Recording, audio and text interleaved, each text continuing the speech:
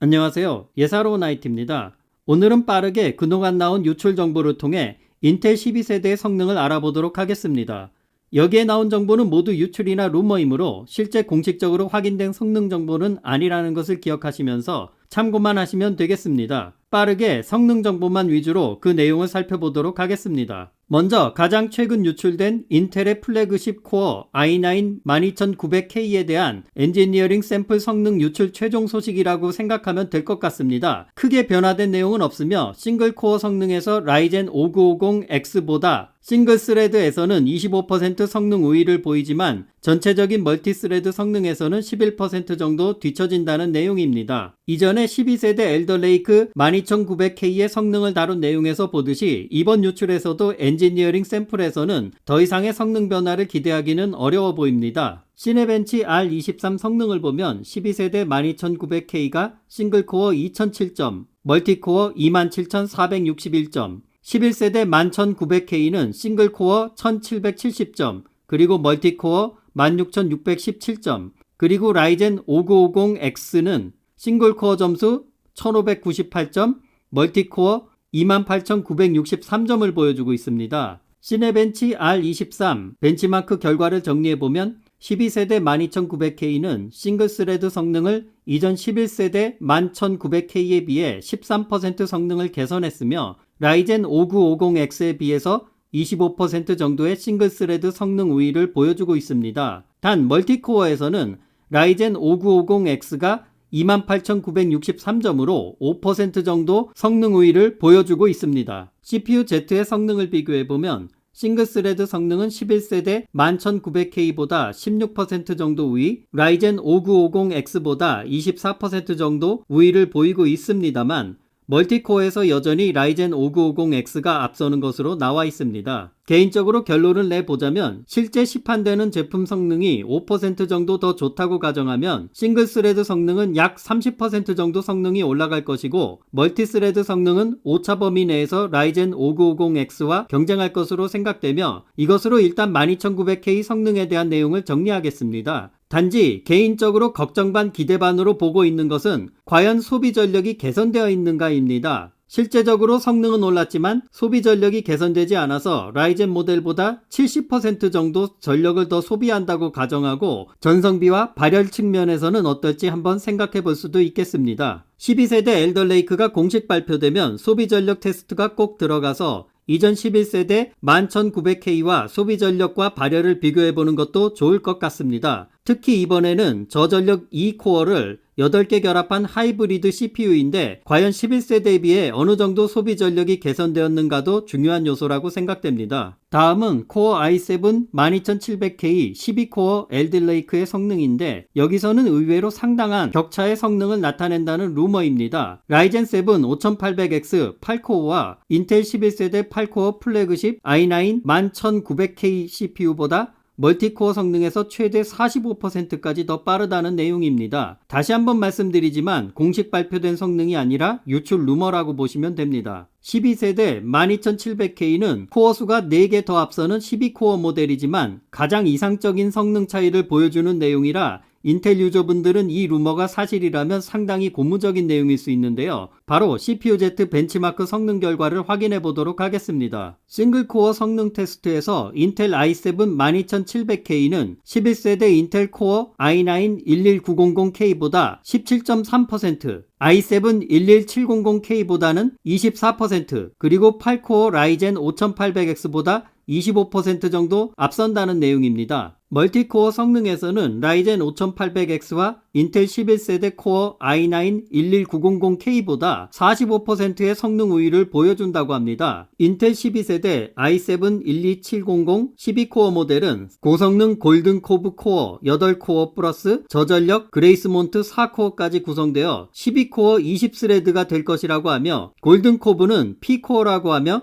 기본 클럭 3.6GHz, 최대 부스트 클럭 5.6GHz를 1개에서 2개 액티브 코어에서 가능하며 올코어 부스트는 4.7GHz인 반면 2코어로 불리는 저전력 그레이스몬트 코어는 1개에서 4개 사이에서 3.8GHz로 동작, 모든 코어에 로드가 걸릴 경우에는 3.6GHz로 동작할 것이라고 하며 S3 캐시 메모리는 25MB라고 합니다. 다만 성능이 올라간 것에 비해 소비 전력이 개선이 된 것 같지 않아 보이는 내용이 TDP 파워레벨 1이 125W, 파워레벨 2에서는 228W가 될 것이라고 하네요. 이 부분에서 좀 감점 요소가 될 것 같은데 일단 이 부분도 성능 측정 시 소비 전력과 발열이 테스트 되어져야 할 내용으로 보여집니다. 그럼 바로 적절하고 합리적인 대다수의 게임 유저들이 예산에서 타협할 12세대 6코어 모델 i5 12400 엘더레이크에 유출된 성능을 살펴보도록 하겠습니다. 인텔 12세대 6코어 모델 i5 12400 엘더레이크가 라이젠 5600X보다 유출된 벤치마크에서 더 빠르다는 내용입니다. 공식 확정된 내용이 아니고 유출입니다. 참조만 하시기 바라겠습니다. 역시 퀄리피케이션 샘플로 테스트되었고 B660 메인보드에서 테스트했을 것으로 추정하며 DDR4 메모리에서 테스트되어졌을 것으로 보여지는 내용으로 성능이 향상된 DDR5로 성능이 측정될 경우 더 결과가 좋을 것이라고 합니다. 먼저 인텔 12세대 i5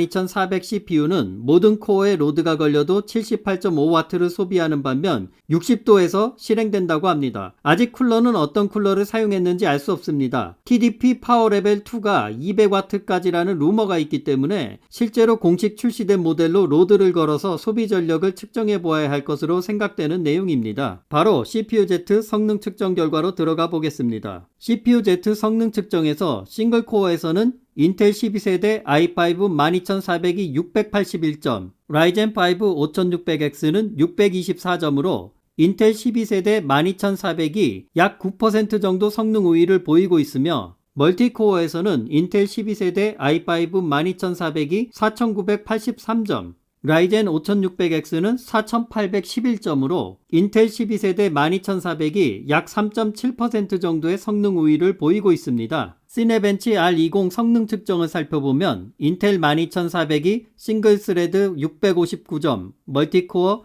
4784점, 라이젠 5600X 싱글 스레드 610점, 멀티 스레드 4475점으로 인텔 12세대 12400이 싱글에서 약 8%, 멀티에서 약 7% 정도의 성능 우위를 보이고 있습니다. 이제 개인적으로 종합 정리해 보겠습니다. 이번 인텔 12세대는 전체적인 성능 면에서 볼 때 싱글 코어 성능이 일단 앞서는 것은 확실해 보입니다. 그리고 멀티코어에서도 일부 모델에서는 앞서는 것으로 엎치락뒤치락 할 것으로 예상되어집니다. 하지만 여기서 테스트된 내용은 유출이므로 참고만 하셔야 됩니다. 성능이 더 좋아질 수도 있고 벤치에서는 성능이 좋았는데 실제 여러 응용 프로그램과 게임에서는 정말로 유의미한 차이를 보일지 리뷰를 지켜보시고 12세대 엘더레이크에 대한 총체적인 판단을 내리는 것을 추천드립니다. 또한 성능 테스트 제안으로 현재 인텔 12세대와 라이젠 5000 시리즈를 비교하려면 하드웨어 스펙을 균등하게 맞추고 또한 OS도 윈도우 10, 윈도우 11에서 둘 다 테스트 되어지면 좋을 것이라고 생각됩니다. 이렇게 되면 윈도우 10과 윈도우 11에서의 성능 격차도 알 수 있게 되며 양쪽에서의 둘의 OS를 테스트함으로써 성능 측정 정확도의 향상을 가져올 수 있다고 생각됩니다. 특히 이번 성능 측정은 인텔의 전성비가 많이 개선되었는지 알기 위해서 성능 측정에서 소비 전력을 꼭 봐야 할 것으로 보여집니다. 성능이 오르긴 했는데 전성비가 좋지 않다는 글들이 심심찮게 토론에서 거론되었으므로 이 부분이 또한 중요하다고 보입니다. 성능이 오르긴 했는데 그 성능 우위를 점하기 위해서 70%에서 80%의 전기를 더 먹는다면 전성비가 좋은 것인지는 또 별개로 생각할 수 있는 내용이라고 생각되기 때문입니다. 마지막으로 개인적인 생각을 추가하자면 물리적으로 8코어 이상을 활용하는 게임의 경우 성능이 어떻게 나올지 궁금한 부분입니다.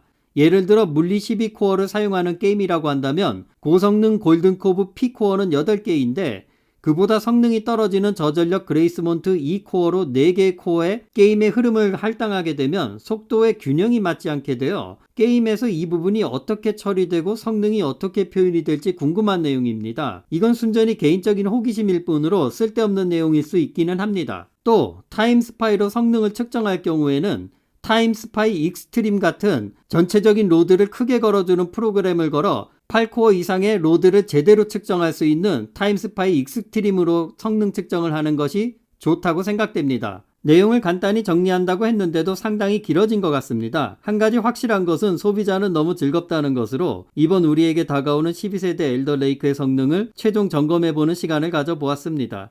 오늘 준비된 소식은 여기까지입니다. 감사합니다.